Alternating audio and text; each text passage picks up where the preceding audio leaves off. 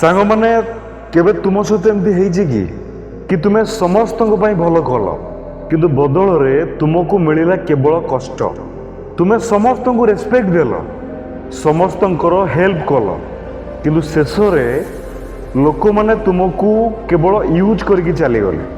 आते तुम मनरे गोटे प्रश्न आसला कि भल लोक समस्ते कहीं यूज करन। सांग माने मो कथा को मन ध्यान दे शुण, यही दुनिया भल लोक मानक नुहे वीक लोक मानक यूज करे। अधिकांश भल लोक मानकर गोटे प्रोब्लेम थाए, सेमाने नो कहि पारंतिनी, नो कहि पारंती नाही।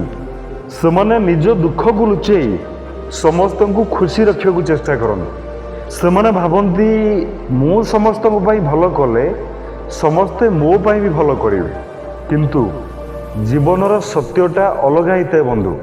एठारे लोक माने तुमर हार्ट को नुहे तुमर यूजफुलनेस को देखते। जे पर्यंत तुमे सेमानको कामरे आसुछ से पर्यंत तुमे होउछ भल लोक।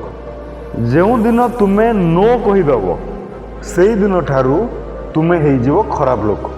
सुनिबा को कड़ा लागुथाई पारे किंतु यह ही होउची रियलिटी। सांग माने भल हबा भूल नुहे, किंतु एते भी भल हो जाओनी कि लोक माने तुमको रेस्पेक्ट देवा बदल रे यूज करवा आरंभ करदेवे। मन रख, सेल्फ रेस्पेक्ट छड़ा भल पाइबार कौनसी मूल्य ना।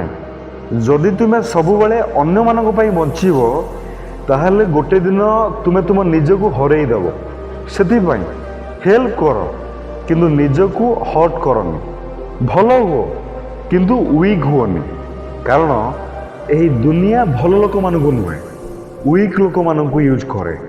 आउ जो दिन तुमे निज भैल्यू को बुझीजीव से दिन लोक मानक व्यवहार बदली जीव।